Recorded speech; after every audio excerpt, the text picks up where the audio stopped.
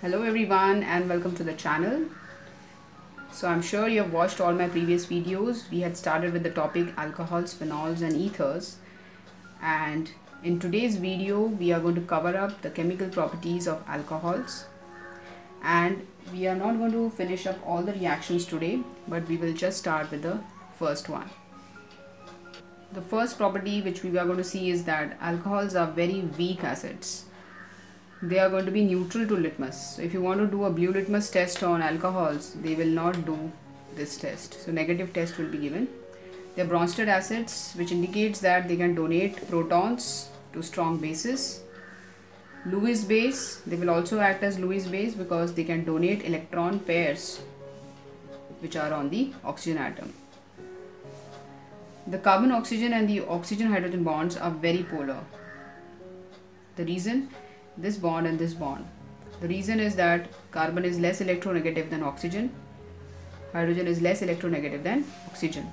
So due to difference in electronegativity of atoms here, the bonds are becoming highly polar, which means they can be easily attacked by oppositely charged species. So that is why alcohols are highly reactive. Now we will see the types of reactions of alcohols. They are broadly classified into three types. The first type of reactions of alcohols will be the ones in which the oxygen-hydrogen bond is going to break. The second type of reactions are the ones in which the carbon-oxygen bond is going to break, and the last reactions will be general reactions or miscellaneous reactions. Let us start with the first one now, cleavage of OH bond. Now in this particular type of reactions, alcohols will act as nucleophiles, which means they will be attacking with the lone pair of electrons. We can show this reaction. Alcohols attack any electrophile like this carbocation. The moment it attacks, the oxygen develops a positive sign. This species is unstable. So in the last step, the hydrogen donates its electrons to the oxygen atom and it goes out as H+ ions. This is the new product formed. Now in this reaction we can see that the oxygen hydrogen bond is getting broken and H+ is coming out. When H+ comes out, this kind of reaction denotes the acidic nature of alcohols. So alcohols are going to be highly acidic in nature due to the release of H+. But when you compare the reactivity order, then the primary alcohols will be the fastest to release the H+. That means they will be the strongest acid. Secondary alcohols will be moderately strong acids and tertiary alcohols will be the weakest acids. Now why is this happening? We will see in the coming reactions. So what we saw here is when the cleavage of OH bond takes place, alcohols will be acting as nucleophiles. In the second type of reactions where the cleavage of carbon-oxygen bond takes place, alcohols will act as electrophiles. Now when can they act as electrophiles? When they are protonated. So how do we show the reaction? You can have a look. Alcohols, little bit of conc H2SO4 or any acid, they will become protonated alcohol, and now this protonated alcohol has become my electrophile. It can be attacked by any nucleophile. Now we are not going to attack this positive oxygen atom because it's already made 3 bonds. We cannot attack it. We have to attack the adjacent carbon atom, whose electrons are being pulled by the oxygen atom. So the bromide attacks and the electron goes with the oxygen atom. So the product formed here is substitution product RBr plus H2O. In this particular kind of reactions, the bond between carbon and oxygen is going to break. The order of reactivity of alcohols will be tertiary alcohols are the most reactive here as compared to secondary as compared to primary. Now why is this happening is because during this nucleophilic substitution reactions, carbocations are also formed as intermediates. So during the cleavage of carbon-oxygen bond, carbocations would be formed, and since tertiary carbocations are the most stable carbocations, they will be formed very fast, and that's why tertiary alcohols will be the fastest to react. Now we will be seeing one by one all the types of reactions, all the 3 categories of reactions. So right now it is important for you to understand that all the reactions of alcohols can be broadly classified into 3 types. Cleavage of OH bond, where they act as nucleophiles. cleavage of carbon-oxygen bond where they act as electrophiles, and this is miscellaneous reactions where we will talk about oxidation and dehydrogenation. Let us now start with the first type of reactions. Now we will begin with the cleavage of oxygen-hydrogen bond reactions by taking the first example, reaction with sodium metal.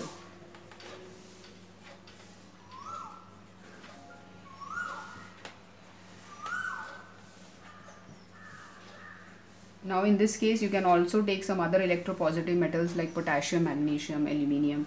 What reaction is happening is, take alcohol and add a metal, piece of sodium metal. Now this test is also performed in the chemistry lab. This is in your practicals. Any acid taken and added sodium metal in it, sodium will displace the hydrogen from there and you will get RONA plus hydrogen gas will come out. So in order to balance it, we will write 2 times. So 2 times RONA will give you hydrogen gas. So the observation in this reaction is bubbles of hydrogen are released out and a salt is formed. We must know the name of this salt, sodium alkoxide.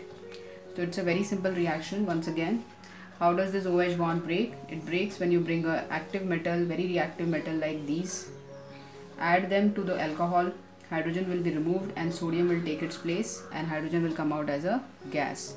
So this was the first reaction, and second reaction also can be shown as an example, known as esterification. Now what is esterification? It is nothing but the formation of ester. It's also called as acetylation. Let me give you an example now. For esterification, we are going to take a carboxylic acid and react it with alcohol, where alcohol will act as a nucleophile and carboxylic acids will act as electrophiles. This reaction is accelerated by taking concentrated H2SO4 as a catalyst. Now, what does concentrated H2SO4 do is it gets attached itself over here. It attaches itself over here, which makes the oxygen highly positive. Oxygen starts pulling the electrons of carboxyl carbon, thus making carboxyl carbon also highly positive. That means it increases the positive charge on the carboxyl carbon or increases the electrophilicity of carbon and carboxyl carbon and thus facilitates the nucleophilic attack. The oxygen atom attacks here and you can understand that water is going to be moving out, and what product do we get is R oxygen connecting a bond with C double bond O and R, and this H has gone out because the lone pair was used for making a bond, so this will also be going out as H plus. So H plus is going out again and water is a byproduct. So in this reaction the catalyst is again removed out in the reaction. It is just used to speed up the reaction. It remains unaffected at the end of the reaction. The ester is the compound formed. To name this ester, we have to first name the group which is written after the oxygen atom. So the group which is written after the oxygen atom is alkyl group, and this entire fragment which you have written is alkanoate. So the name of this ester is alkyl alkanoate. Let's take an example, CH3OCO CH3. So if I ask you the name of this ester, it will be methyl ethanoate. Methyl ethanoate or methyl acetate. Let's write it, methyl ethanoate. The name of the parent compounds will be methyl alcohol and ethanoic acid. Methyl alcohol ethanoic acid.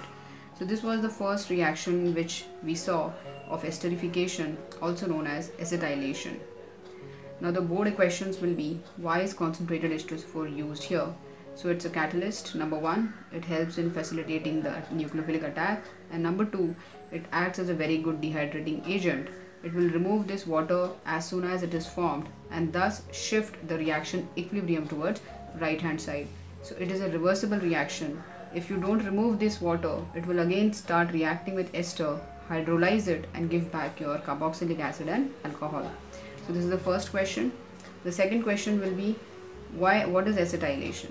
So acetylation is the process of substitution of hydrogen of OH by acyl group. So substitution of hydrogen of OH by acyl group is called acylation or acetylation. So we are just removing this H and we are substituting it by RCO. So that's called acetylation or acylation. This was the first method of acetylation.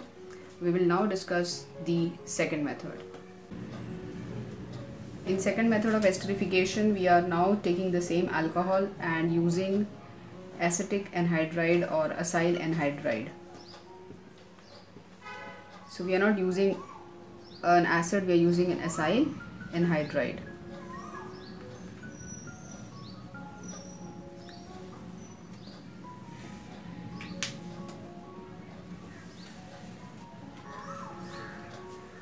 In the second method of esterification, we are going to use alcohol and reacting it with acetic anhydride or any anhydride. This will be generally called as acid anhydride because it is obtained from dehydration of acid, carboxylic acid. So the same thing, it will be the nucleophilic attack by the oxygen on the positive carbon of anhydride. Since this is carbon, this is positive, attack has taken place, the bond breaks from here, and from here what is going out? We know H plus is going out. So the answer will be RO connected with the C double bond O, R, ester, and the byproduct is RC double bond O, O minus, and the H plus, that's your acid. So carboxylic acid is coming out as a byproduct and ester is formed as the main product. Here again we are using concentrated H2SO4 as a catalyst whose job is to make the oxygen of anhydrides highly positive, which will pull the electrons of the acyl portion, making it more positive, and the attack becomes very fast. So this was your second reaction. Let us look at the third reaction. In the third esterification reaction, we are going to use alcohol with acyl halides. It can be chlorine, bromine, iodine. So it will be acyl chloride, bromide, or iodide. In the presence of pyridine, which is a base. You must remember the same kind of attack we are going to show every time, so it should not be very difficult for you. Oxygen attacking the positive carbon, and for the temporary delocalization of electrons take place, again it will come back to its original position, and after that permanently Cl minus will go out from here, and from here H plus will go out. So you will get same product RO making a bond with CO, R, that is an ester, and H plus Cl minus will be coming out as byproduct. HCl is an acid and pyridine is a base. Both will start reacting and neutralization will take place.